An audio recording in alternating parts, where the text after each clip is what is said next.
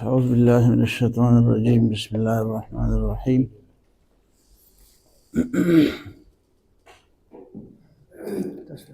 وما خلقت الجن والانس الا لیعبدون ما اريد منهم من رزق وما اريد ان يطعمون صدق اللہ العظیم۔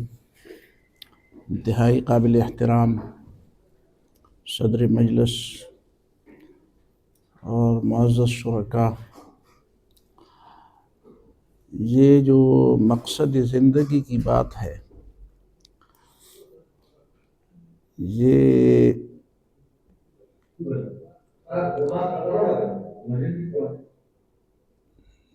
کیا اس میں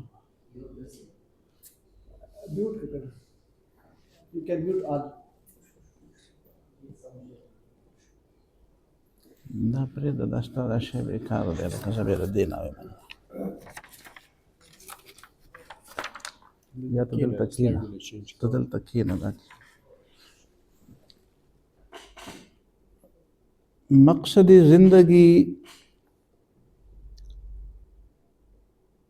کے حوالے سے یہاں پہ جو میں نے دو تین چیزیں آپ کے سامنے رکھنے کے لیے میں لایا ہوں، اس کے دو حصے ہیں۔ پہلا حصہ اس کا ہے وہ ذرا سادہ سا انداز ہے، اور میں چاہتا ہوں کہ وہ سادہ انداز میں پہلے بات کر لوں۔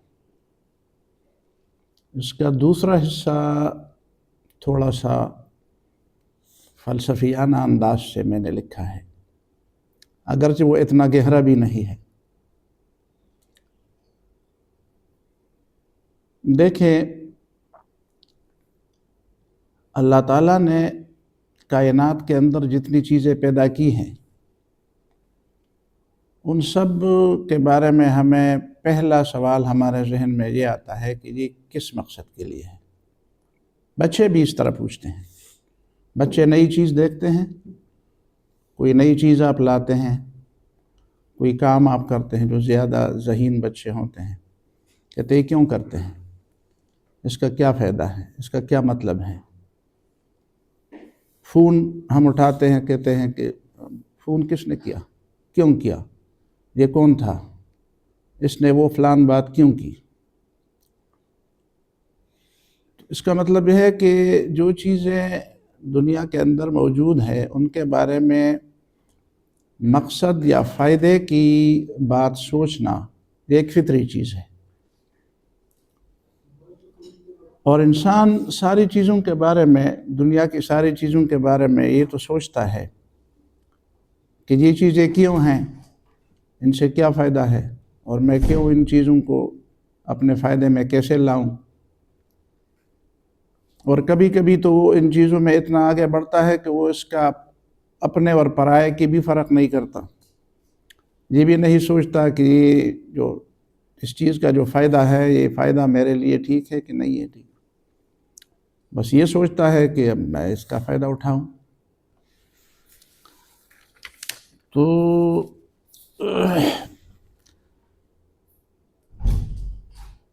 انسان کے لیے مقصد زندگی کیا ہے، انسان کی تخلیق کا مقصد کیا ہے۔ باقی چیزوں کی تخلیق کے مقاصد تو انسان متعین کرتا ہے اپنی حد تک، درست یا غلط، لیکن خود اپنی تخلیق کا مقصد وہ متعین کرنے میں بنیادی طور پر ناکام ہے۔ اگر وہ اس میں کامیاب ہوتا تو دنیا کی یہ حالت نہ ہوتی جو اب ہمارے سامنے ہے، یا تاریخ میں ہم جس کو سمجھنے کی کوشش کرتے ہیں۔ دیکھیں، ہمیشہ بات جب درست نقطے سے شروع ہوتی ہے تو وہ درست نتیجے پر بھی پہنچتی ہے، لیکن غلط نقطے سے شروع کرتے ہوئے پھر نتیجہ بھی غلط ہو جاتا ہے۔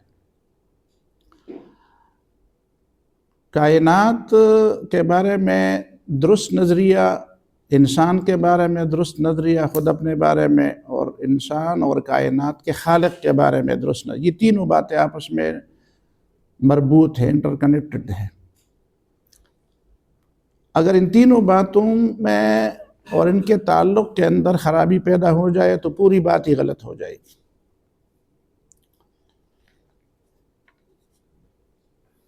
اللہ تعالیٰ نے غور و فکر کے لیے ہمیں بتایا ہے کہ غور و فکر کریں۔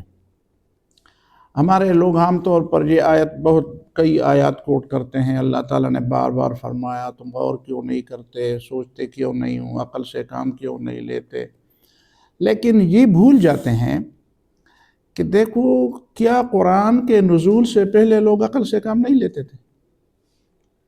کیا قرآن جب نازل نہیں ہوا تھا اور رسول اللہ صلی اللہ علیہ وسلم جب پیغمبر نہیں بنائے گئے تھے، جب یہ آیتیں نازل نہیں ہوئی تھی، تو کیا انسان سوچتا نہیں تھا؟ کیا انسان عقل سے کام نہیں لیتا تھا، غور و فکر نہیں کرتا تھا؟ یقیناً کرتا تھا۔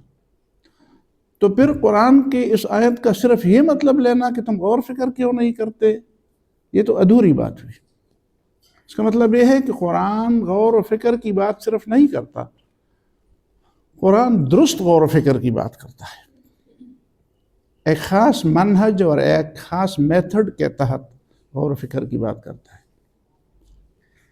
جس طرح آپ تھیسس لکھتے ہیں تو تھیسس اس طرح تو نہیں لکھے جاتے کہ آپ خود اپنی مرضی سے ٹاپک بھی متعین کر دیں، پھر اس کا میتھڈالوجی بھی اپنی طرف سے بنائے، پھر سپرویژن کا بھی کوئی پرواہ نہ کریں، اور پھر اس اصول اور کچھ بھی ریسرچ کے جو میتھڈالوجیز ہیں ان کا کوئی پرواہ کیے بغیر آپ تھیسس لکھ دیں اور آپ کو ڈگری مل جائے۔ ایسا تو نہیں ہوتا ہے تو اس طرح ہوتا ہے کہ کسی کی سپرویژن ہوتی ہے، کچھ میتھڈ جو ہے وہ اپنانے ہوتے ہیں، کسی سے کوئی رہنمائی لینی ہوتی ہے سوچ کے درمیان تھیسس کے، اور اس کو کسی کو دکھانے ہوتے ہیں اور کسی کی منظوری پھر لینی ہوتی ہے۔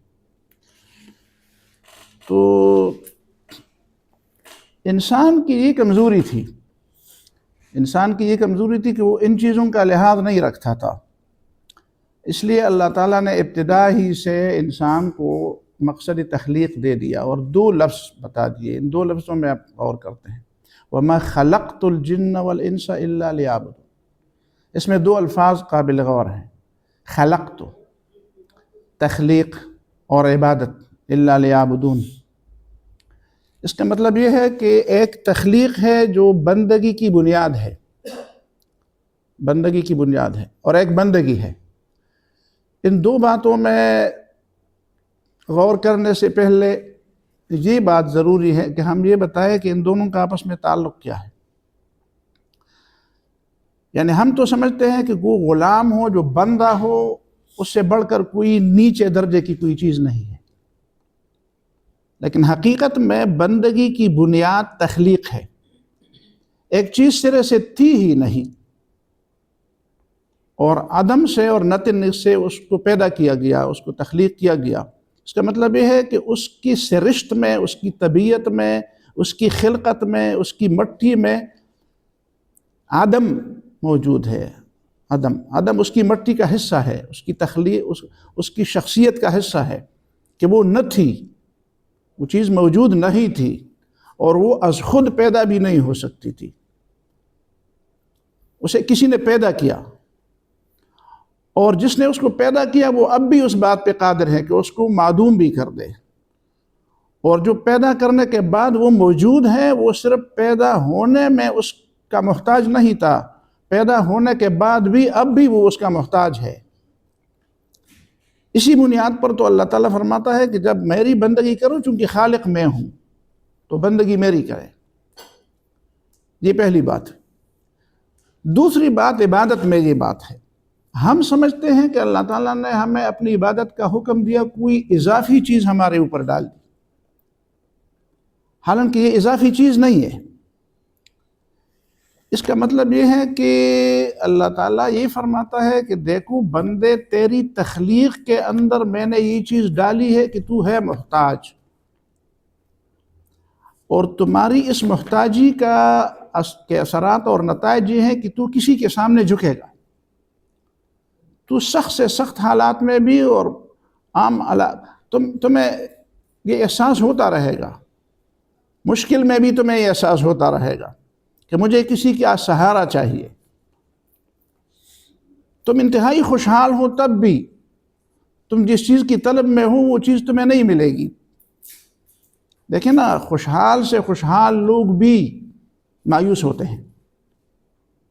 یہ مجھے جتنا علم ہے شاید آپ مجھ سے زیادہ جانتے ہوں گے، دنیا کے سب سے خوشحال ممالک میں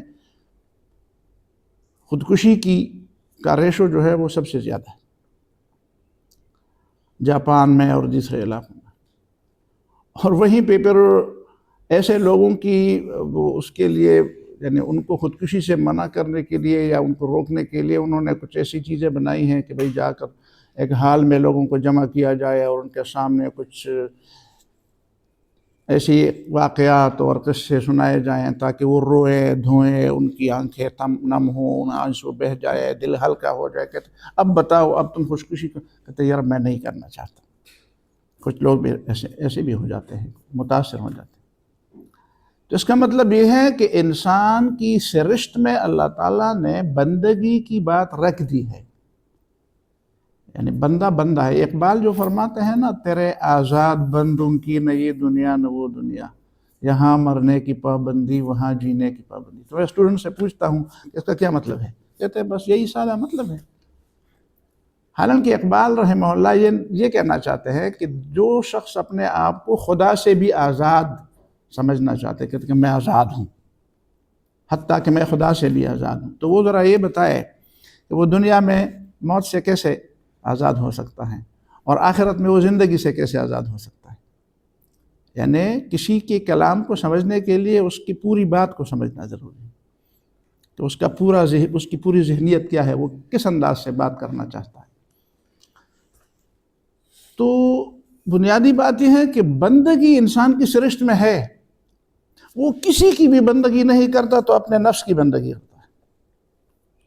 قرآن میں فرمایا اللہ تعالیٰ نے افرأیت من اتخذ الہہ ہواہ واضلہ اللہ علی علم وختم علی قلبہ وجعل علی بصرہ غشاوہ، تجھے اس شخص کے بارے میں پتہ ہے جس نے اپنے نفس کو خدا بنایا ہے، اسی کی بات مانتا ہے، وَأَضَلَّهُ اللَّهُ عَلَىٰ عِلْمٍ، اور اس کے پاس کچھ سمجھ بھی ہے، کچھ چیزیں وہ جانتا بھی ہے، کچھ علم اس کے پاس ہے، لیکن اس کے باوجود اللہ تعالیٰ نے اس پہ اوپر گمراہی کا ٹھپا لگا دیا ہے، اس لیے کہ وہ اس سے کام نہیں لیتا، اس نے ساری ریڈ لائن جو ہے وہ پار کر دی ہے۔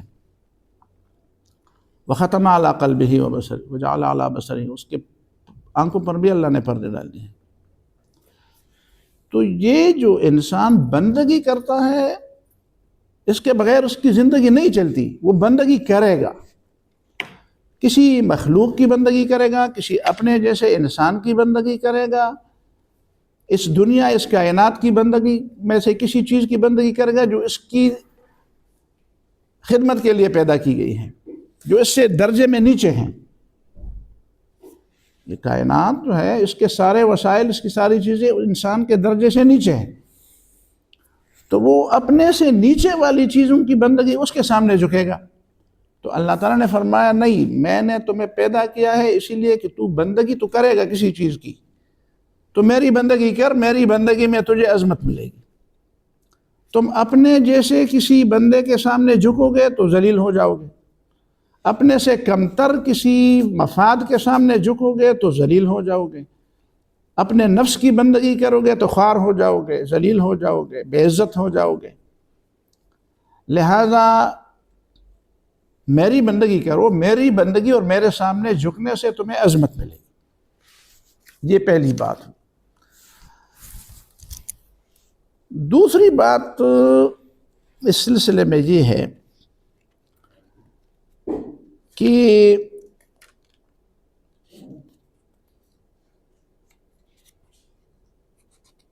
دنیا میں اللہ تعالیٰ نے جتنی بھی چیزیں پیدا کی ہیں، ان ساری چیزوں کو اللہ تعالیٰ نے تغیر پذیر بنا دیا ہے، یعنی وہ ایک ہی حالت میں نہیں ہے، اس میں تبدیلی آتی رہتی ہے، اس میں تغیر اور تبدل اس میں آتا رہتا ہے۔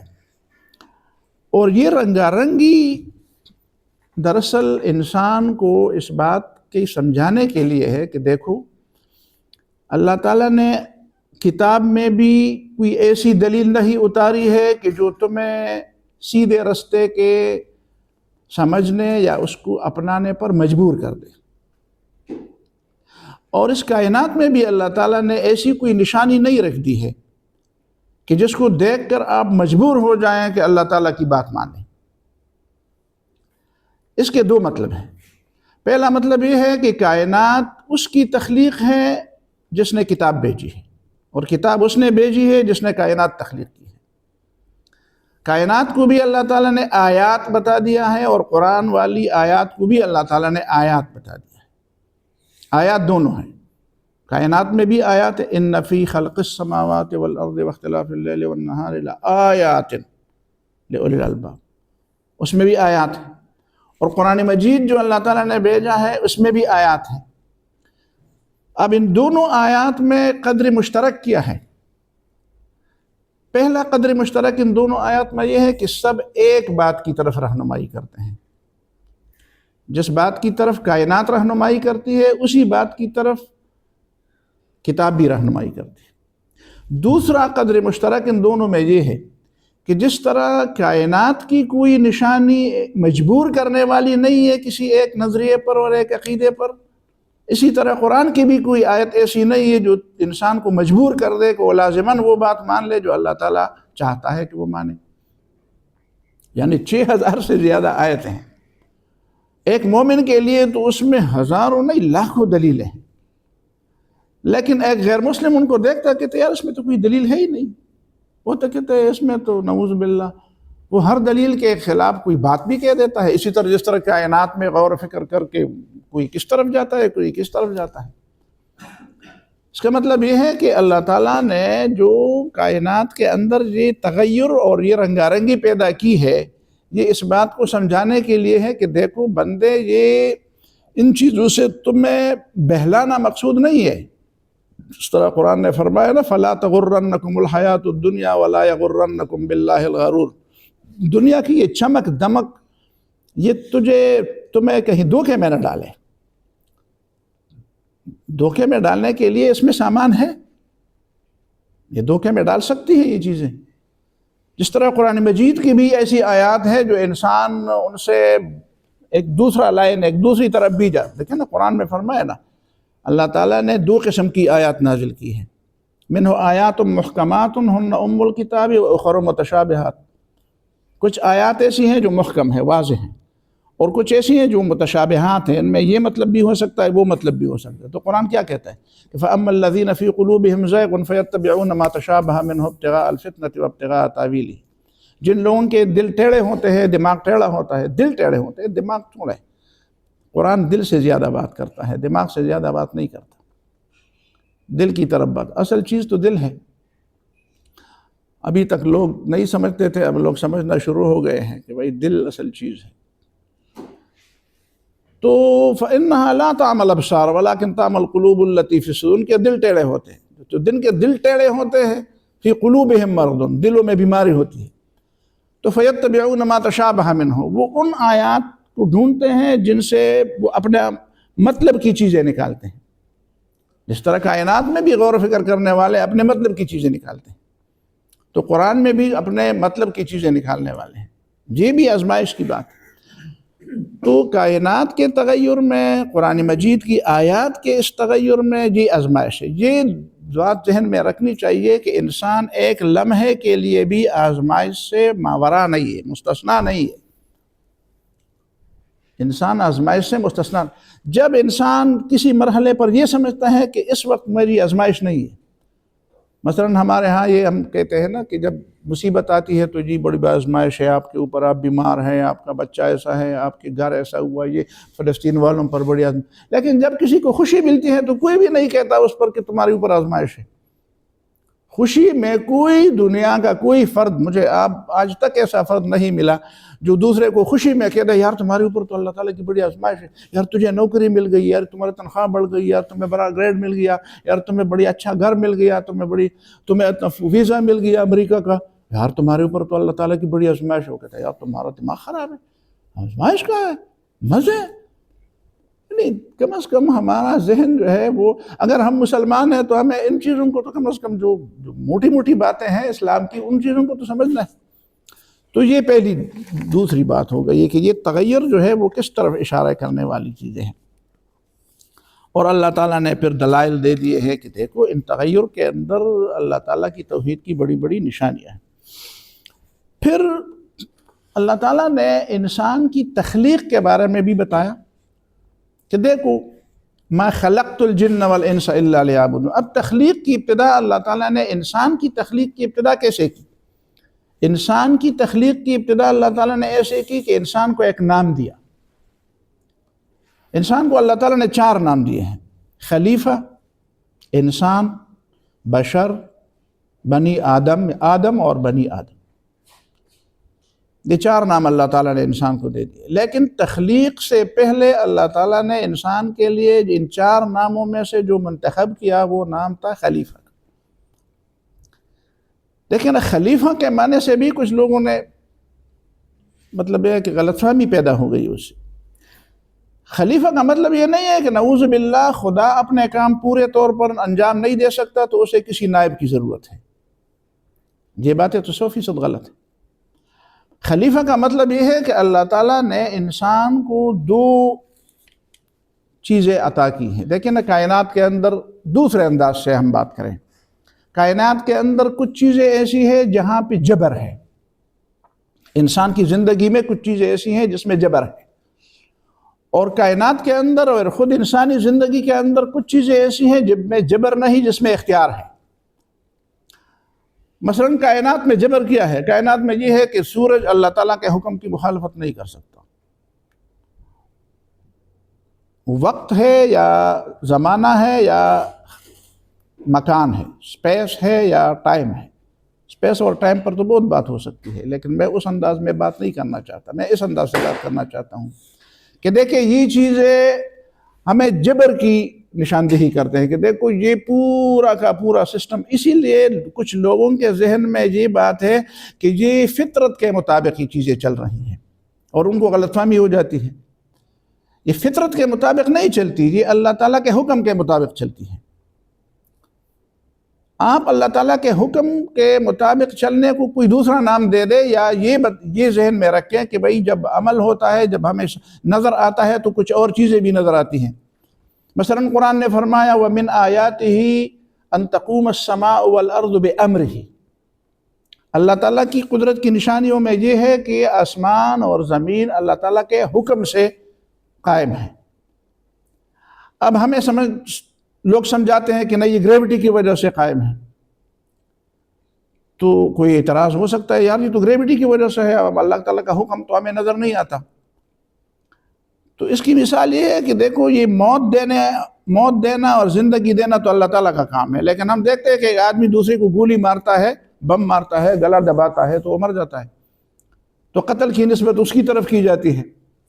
حالانکہ ہم میں سے کوئی بھی یہ نہیں سمجھتا کہ موت دینے والا وہ ہے۔ قاتل کو ہم یہ نہیں عقیدہ رکھتے، ہم کہتے ہیں قاتل ہے، لیکن ہم یہ نہیں کہتے کہ موت دینے والے، موت اس کے اختیار میں ہے۔ تو موت اور زندگی اللہ تعالیٰ کے اختیار میں ہوتے ہوئے بھی آپ کسی قتل کی نسبت کسی قاتل کی طرف کر دیں تو اس میں کوئی حرج کی بات تو نہیں ہے۔ گریوٹی کی طرف اگر آپ نے، لیکن اگر آپ گریوٹی کی طرف اس انداز سے نسبت کر دیں کہ گریوٹی ہی ہے اور باقی کچھ نہیں ہے تو یہ بات غلط ہے۔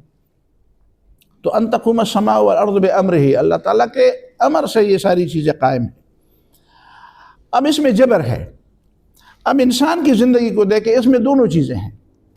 کچھ چیزیں ایسی ہیں جس میں میں مجبور ہوں، جس میں میرا اختیار نہیں ہے۔ میں کس دن پیدا ہوا مجھے اس میں اختیار نہیں تھا، میں کس شکل میں پیدا ہوا، کس خاندان میں پیدا ہوا، کس ماں باپ کے ہاں پیدا ہوا، کس صنف جنس میں پیدا ہوا، ٹھیک ہے، تو اس میں میرے اختیار نہیں۔ کب میں خوش ہوتا ہوں، کب میں خفا ہوتا ہوں، کب مجھے عزت ملتی ہے، کب مجھے کوئی ذلت ملتی ہے، کوئی پریشانی ملتی ہے، کب میں خوش ہو جاتا ہوں، کتنی صلاحیتیں میرے پاس ہیں اور کتنی صلاحیتوں سے میں محروم ہوں، یہ چیزیں میرے بس میں نہیں ہیں۔ لیکن کچھ چیزیں ایسی ہیں جس میں میں با اختیار ہوں، میں کچھ چیزیں کر سکتا ہوں، کچھ چیزیں نہیں بھی کر سکتا، ٹھیک ہے۔ کھڑے ہو کر میں کھڑا ہو جاؤں اور ایک پاؤں اٹھا کے کھڑا ہوں تو میں کھڑا ہو سکتا ہوں، لیکن وہ دوسرا پاؤں بھی اٹھا کے کھڑا ہو جاؤں تو یہ میرے بس میں نہیں ہے۔ آدھا میرے بس میں ہے، آدھا میرے بس میں نہیں ہے۔ تو یہ چیزیں انسان کو اگر سمجھ نہیں آئی تو وہ پھر اس بات کو سمجھنے میں غلط فہمی کا شکار ہو جاتا ہے۔ ایک انسان کے ذہن میں انسان کی آزادی کا تصور اتنا واضح ہو جاتا ہے کہ وہ دوسرا جو بندگی کا تصور یا جو جبر کا تصور ہے وہ بالکل فنا ہو جاتا ہے، تو پھر ایک طرف نکل جاتا ہے۔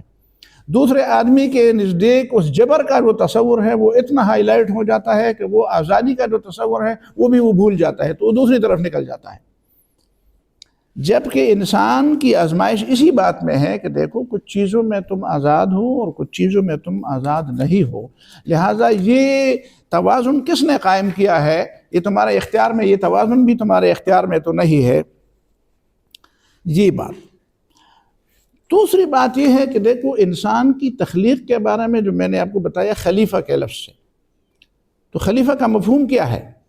خلیفہ کا مفہوم یہ ہے کہ دیکھو میں نے تمہیں اس پوری کائنات پر حکمرانی کا ایک گونا اختیار دے دیا ہے، تم ان چیزوں سے فائدہ اٹھاؤ، ان چیزوں کو استعمال کر لو، لیکن ان چیزوں کو اپنی ملکیت سمجھ کر نہیں، میری ملکیت سمجھ کر، میرے دیے ہوئے اختیار کے اندر رہتے ہوئے، اور اس بات کا تصور کرتے ہوئے کہ تم نے پھر واپس میرے پاس آنا ہے اور میں تمہیں بتاؤں گا کہ میں تم سے پوچھوں گا کہ تم نے اس اختیار کو کیسے کیسے استعمال کیا۔ یہ بنیادی طور پر خلافت کا تصور ہے۔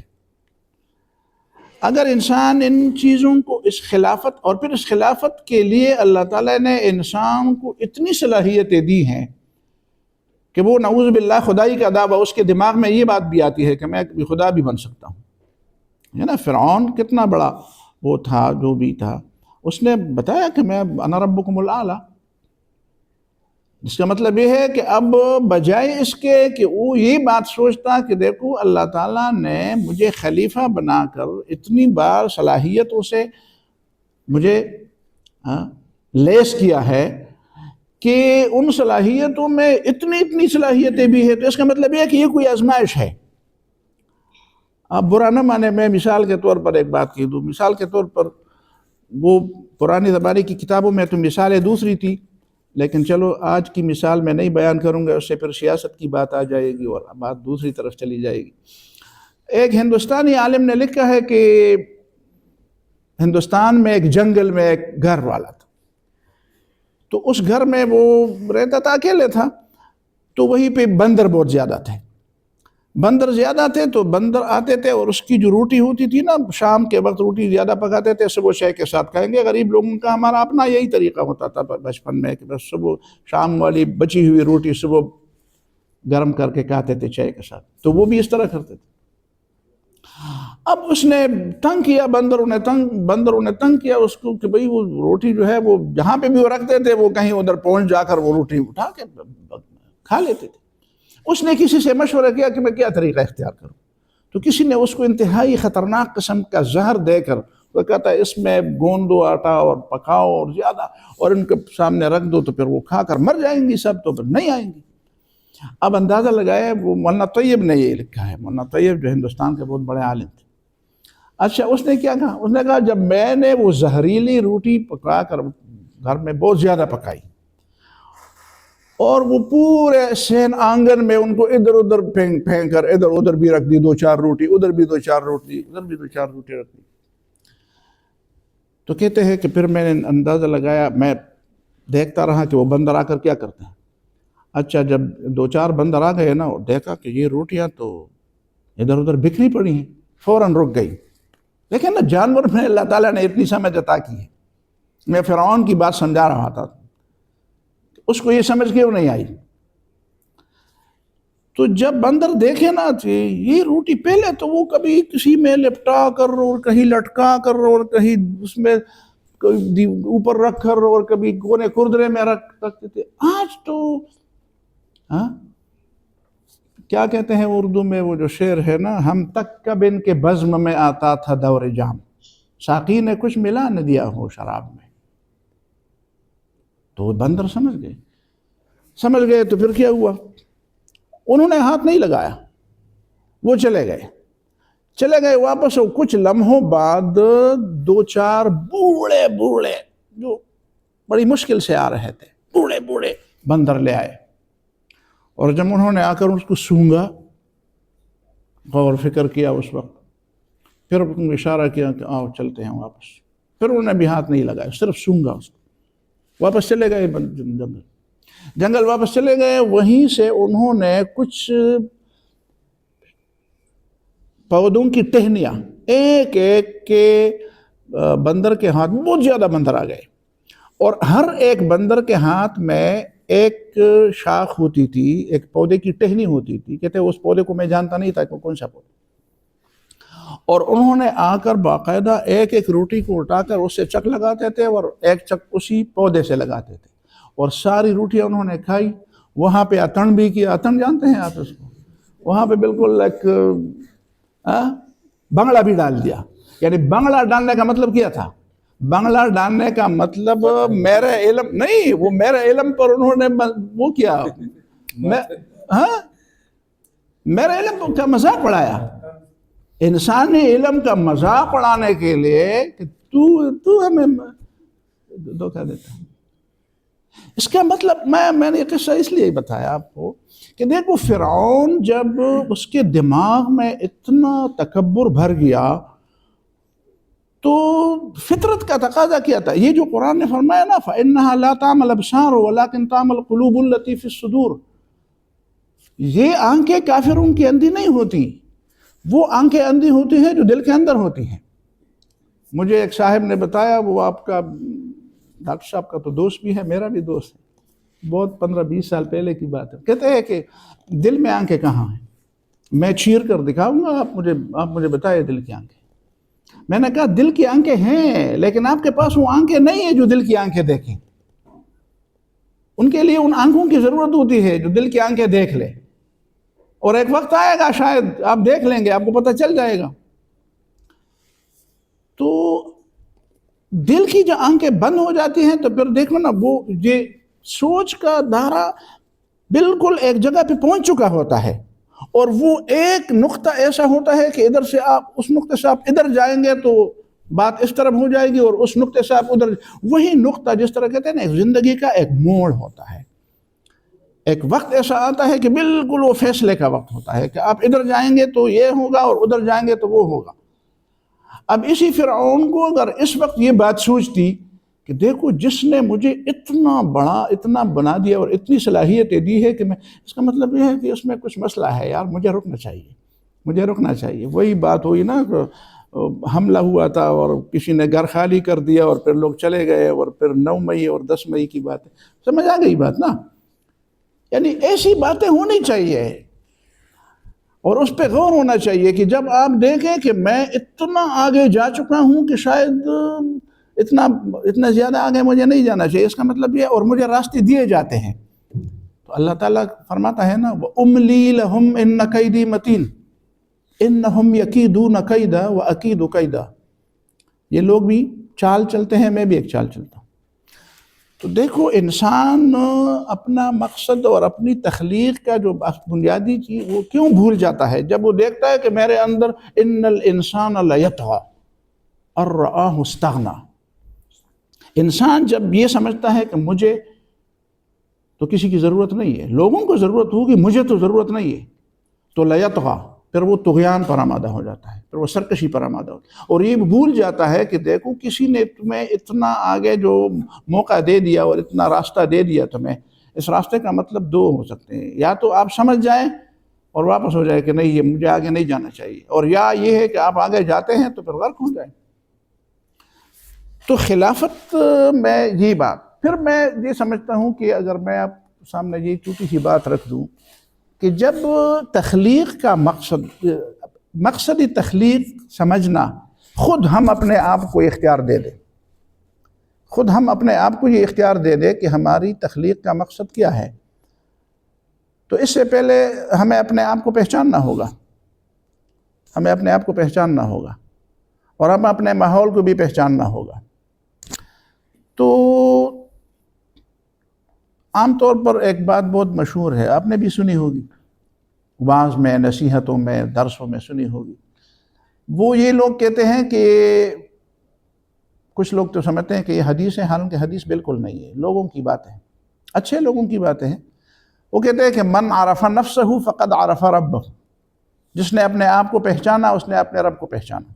اس کا مطلب یہ ہے کہ رب کی پہچان سے پہلے آپ اپنے آپ کو پہچانیں گے۔ میں سمجھتا ہوں یہ بات بالکل الٹ ہے، غلط ہے۔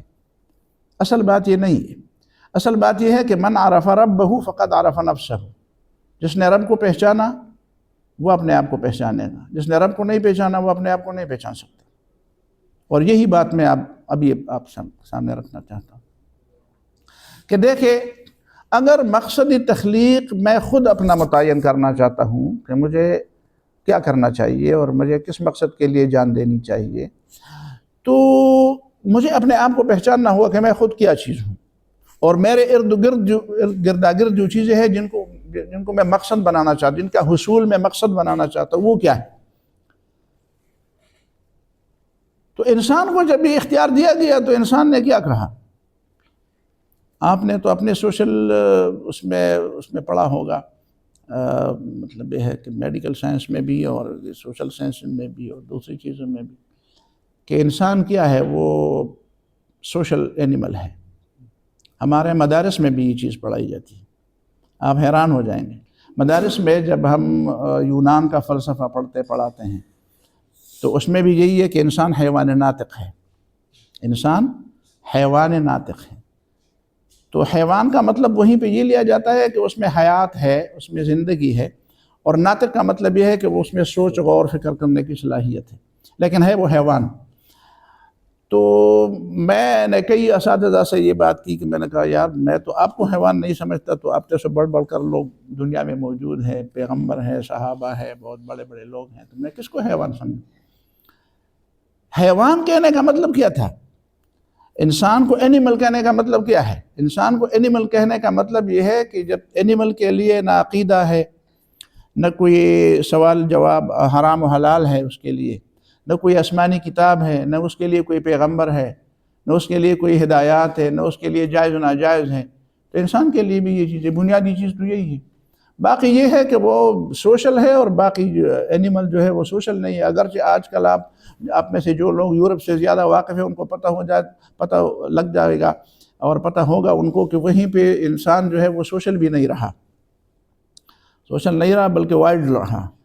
مطلب ہے کہ وہ بالکل ایک گھر میں ایک اکیلے عورت رہتی ہے یا ایک اکیلا مرد رہتا ہے، زیادہ سے زیادہ ایک بلی ان کے پاس ہوتی ہے یا ایک کتا ان کے پاس ہوتا ہے، اور جب وہ مر جاتے ہیں تو پھر جب ان سے بدبو نکلتی ہے، بدبو مطلب گل سڑ کر، تو پھر کونسل والے آتے ہیں کہ یار یہاں پہ کوئی باڈی جو ہے وہ خراب ہو گئی ہے، تو پتہ چل جاتا ہے کہ کوئی اتنا ہوتا نہیں ہے کہ اس کی موت کی اطلاع تو دے دے۔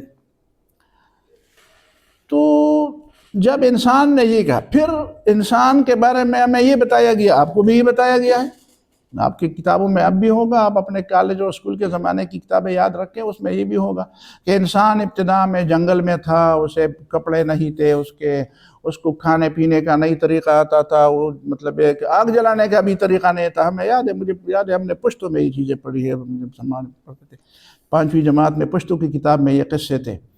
تو اس میں یہ تھا کہ بھئی ان کو کھانے کا طریقہ نہیں آتا تھا، اور پھر وہ ایک مطلب کوئی چیز بھی جنگلی چیز ہوتی تھی اس کو پتھر سے مارتے تھے، پھر اس کو کچا کھا جاتے تھے، پھر اچانک وہ ایک خاص قسم کے پتھر ہوتے ہیں، وہ ایک پتھر دوسرے پتھر سے رگڑ کھائے تو اس میں سے آگ نکلتی ہے، تو وہیں پہ کوئی جھاڑی تھی، خشک جھاڑی تھی، اس میں آگ لگ گئی، کسی کا ایک ٹکا اس میں گر گیا، پھر ڈھونڈتے ڈھونڈتے وہ نکالا تو پک چکا تھا، تو اس کا ٹیسٹ جو ہے زبردست تھا۔ کہتے یار یہ چیز یہ کام کر رہی ہے، رگڑ دے دے اس کو، اور آگ اسی طریقے سے انہوں نے آگ جلانا شروع کر دیا، اور اسی طریقے سے گھر بنانا، اور یہ جبکہ قرآن میں کیا کہتا ہے کہ تمہارا پہلا جو بابا تھا آدم علیہ السلام، اس کو جنت میں پیدا کیا گیا۔ جنت جو ہے وہ جنت کیا چیز ہے؟ جنت انسان کے تصور سے بہت آگے ہے۔ ابھی انسان کے تصور کے اندر وہ چیزیں ہیں نہیں جو جنت کی ساری چیزوں کو پالے۔ قرآن نے جتنا بھی ہمیں بتا دیا ہے، ان کے علاوہ بھی جنت میں وہ چیزیں ہیں جو ہماری ذہن میں، ہمارے دماغ میں ابھی تک آتی نہیں ہے۔ قرآن نے فرمایا فَلَا تَعْلَمُ نَفْسٌ مَا أُخْفِيَ لَهُم مِّن قُرَّةِ أَعْيُنٍ، انسان کی آنکھوں کی ٹھنڈک کے لیے جنت میں جو کچھ رکھا گیا ہے وہ کسی کو پتہ نہیں ہے۔ وہیں پہ ہمارا بابا آدم پیدا ہوئے، وہیں پہ ہماری ماں پیدا ہوئی حضرت حوا، وہیں پہ وہ رہے، کتنا زمانہ رہے اللہ تعالیٰ کو۔ پھر یہ ہے کہ اللہ تعالیٰ نے ان کو سمجھایا وَعَلَّمَ آدَمَ الْأَسْمَاءَ كُلَّهَا، جنت میں رہے، اللہ تعالیٰ نے تخلیق کیا، سب کچھ بتا دیا جنت میں، اور پھر جنت سے وہیں پہ ان کو اتارا گیا دنیا میں، وہ دوسری بات ہے، لیکن تھے وہ جنت میں۔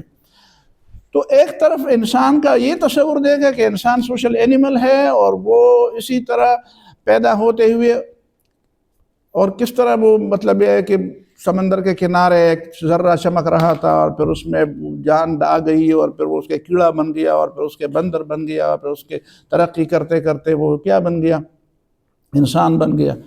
ابھی تک یہ قصے آج بھی ہمارے بچوں کو یہ قصے سناتے۔ پچھلے ابھی مہینہ نہیں ہوا، میرا چھوٹا پوتا ہے، وہ مجھے کہتا ہے کہ ابو یہ واقعی ہم پہلے بندر تھے،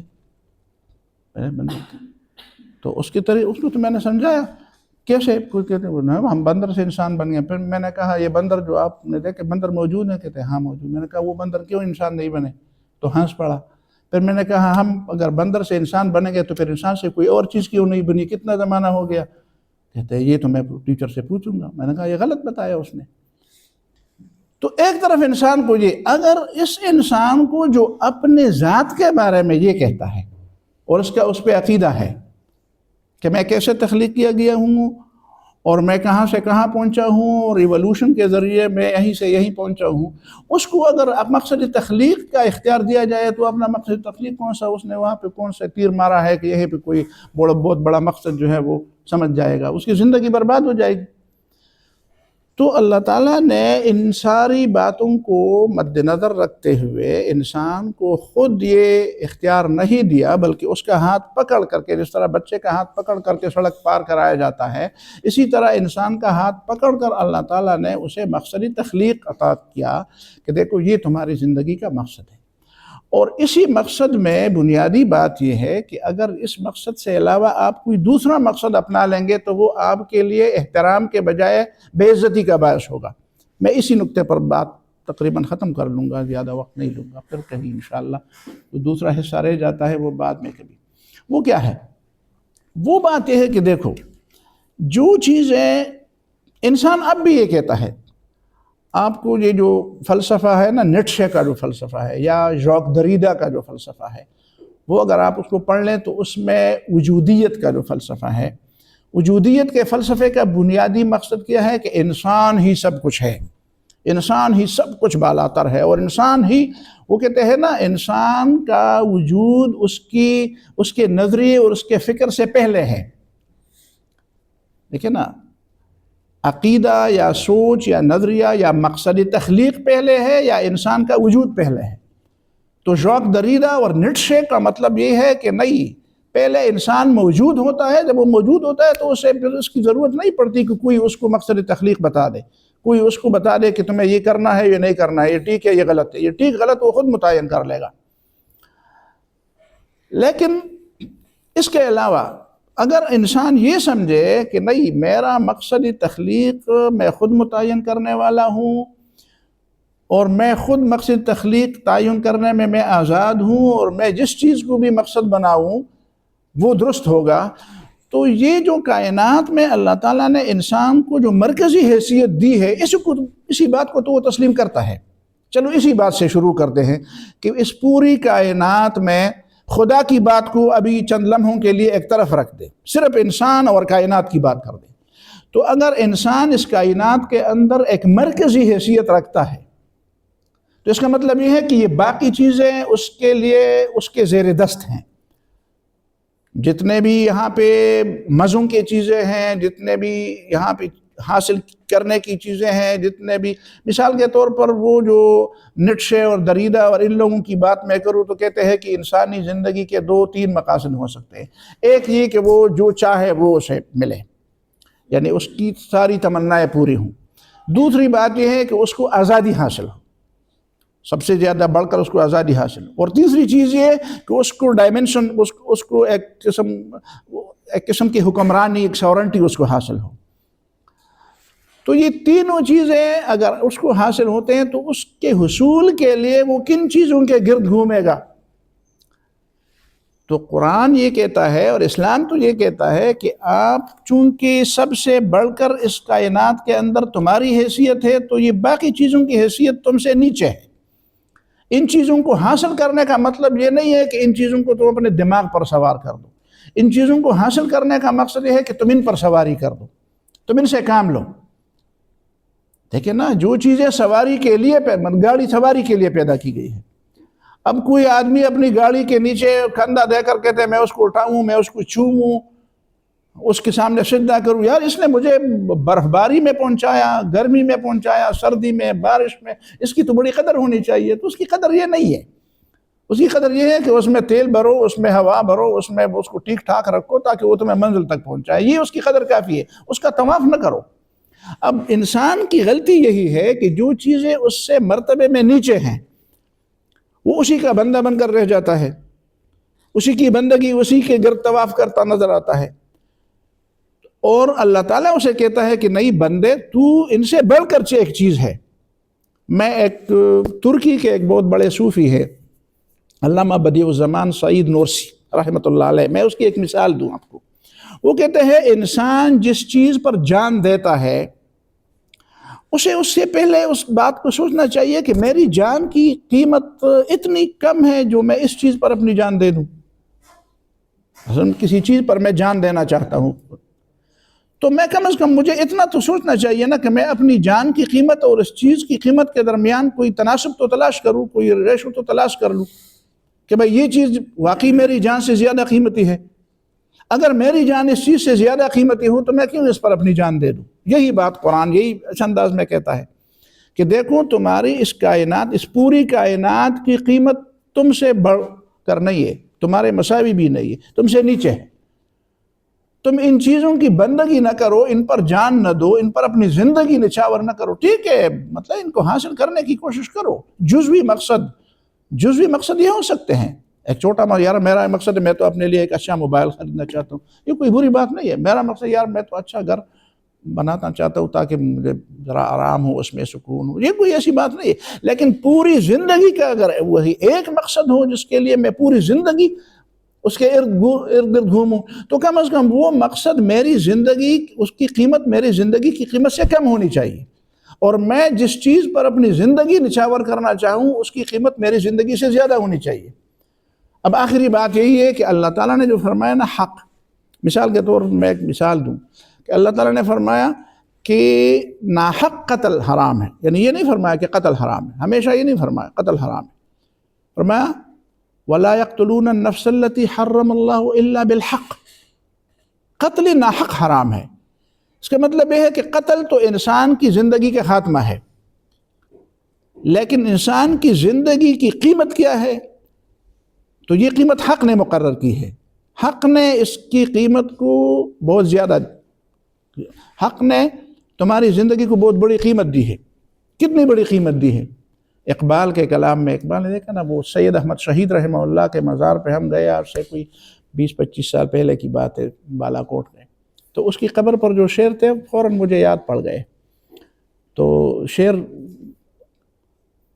ظاہر ہے کہ بڑے زبردست ہے، تو ایک دفعہ دیکھ کر ہی ابھی مجھے یاد ہے کہ ز نوری سجدہ میں خواہی، ز خاکی بے شزا خواہی۔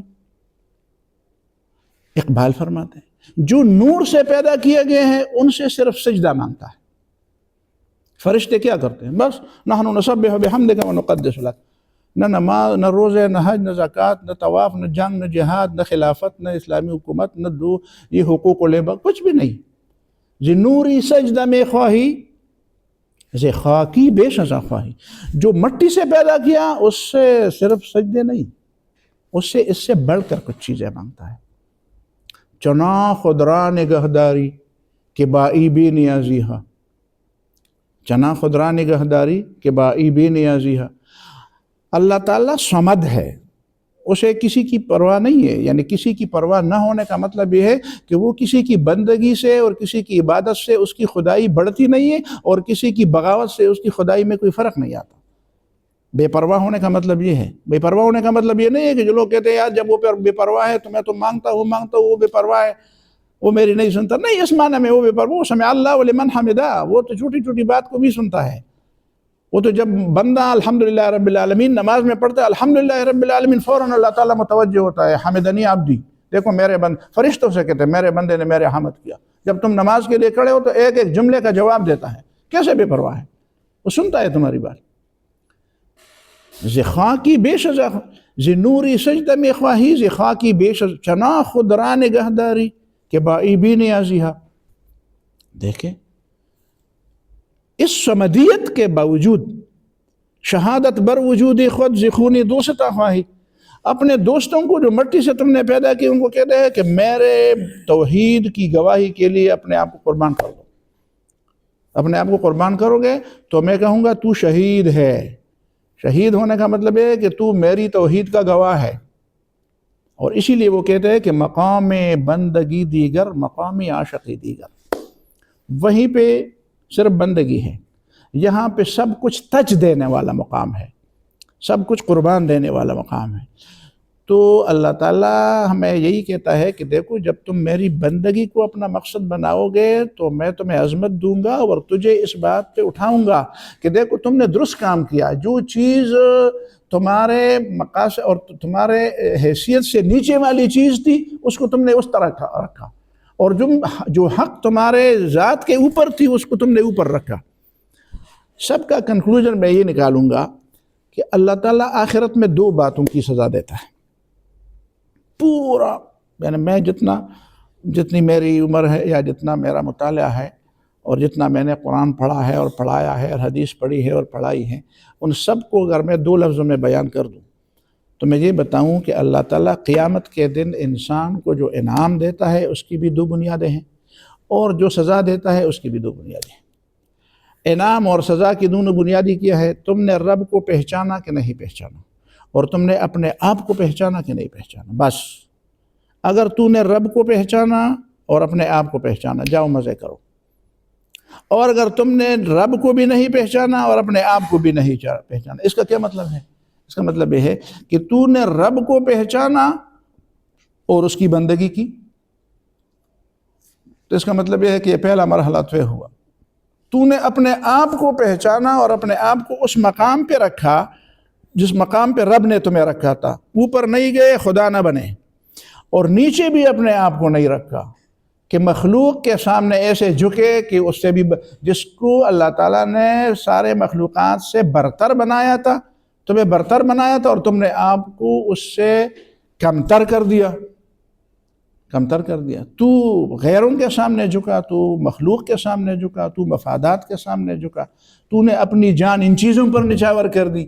بس یہ دو باتیں ہیں جو سزا کے لیے بھی ہیں، اور یہ دو باتیں ہیں جو اللہ تعالیٰ کی مغفرت اور اس کے رضا کے سبب بھی ہیں. تو میں سمجھتا ہوں کہ یہ چند منتشر قسم کی باتیں سمجھے، لیکن بہرحال میں نے کوشش کی کہ جس مقصد کے لیے یہ موضوع رکھا گیا تھا اس کی طرف تھوڑی سی ایک کلو یا ایک کڑکی تو کم از کم کھل گئی، اور کچھ سوچ کے لیے کچھ مواد انشاءاللہ آپ کو مل گئے. باقی تو یہ بڑی لمبی چیزیں میں نے تیار کی تھی، وہ کبھی بعد میں انشاءاللہ. بارک اللہ فیکم و جزاکم اللہ خیر و اکرمکم اللہ. بہت شکریہ. ماشاءاللہ، جزاک اللہ خیر. بالکل اس سوچنے کے لیے بہت ہی وافر مقدار ماشاءاللہ دیا گیا، اور یہ پریزنٹیشن انشاءاللہ ہم شیئر کریں گے گروپ میں بھی، اور جو لوگ آن لائن ہمارے ساتھ موجود تھے اور باقی جو بعد میں اس کو دیکھیں. کسی کے ذہن میں کوئی سوال ہو تو سر سے آپ پوچھ سکتے ہیں، کوئی موضوع کے حوالے سے یا موضوع سے ہٹ کے پروفیشن کے حوالے سے کسی کے ذہن میں کوئی سوال. جی مائک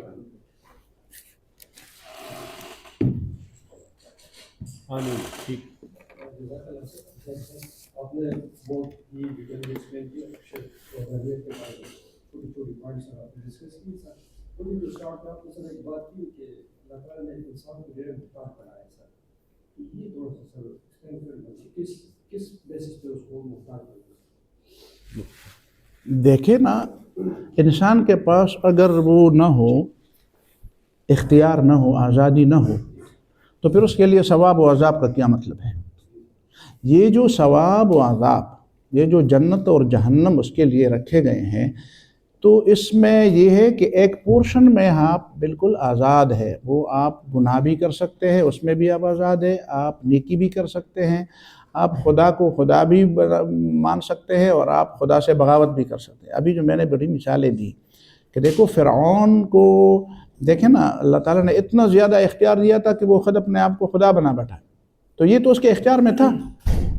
اگر اس کے اختیار میں یہ نہیں تھا تو اس نے یہ کام کیوں کیا؟ اگر اس کے اختیار میں کلمہ پڑھنا نہیں تھا تو کرسی پر بیٹھ کر تو اس نے تو کلمہ نہیں پڑھا، لیکن جب وہ پانی میں ڈبکیاں کھا رہا تھا، میں طلبہ کو بتا دیتا ہوں کہ تم بھری بالٹی میں سر رکھ دو اور وہ کلمہ پڑھ لو جو فرعون نے پڑھا تھا۔ اس نے کیا پڑھا تھا؟ آمنت انہ لا الہ الا الذی آمنت بہ بنو اسرائیل وانا من المسلمین۔ تین دفعہ کہا، پر ایک جملے میں 3 دفعہ کہ میں ایمان لایا ہوں، بنی اسرائیل جو خدا کو مانتا ہے اس خدا کے علاوہ کوئی خدا نہیں ہے، میں بھی مسلمان ہوں، ایمان، اسلام، بنی اسرائیل کا خدا، تینوں باتیں کی۔ چلو تم بالٹی میں ڈبکیاں کھا کر بھرے بالٹی میں اتنے کلمے پڑھ لو۔ اس کا مطلب یہ ہے کہ وہ پڑھ سکتا تھا، اس کے اختیار میں تھا۔ اس کے اختیار میں یہ تھا جو اس نے کر دیا، اس کے اختیار میں وہ تھا جو اس وقت اس نے نہیں کیا اور پانی میں ڈبکیاں کھاتے ہوئے اس نے کر دیا۔ اسی میں اس کی آزمائش تھی۔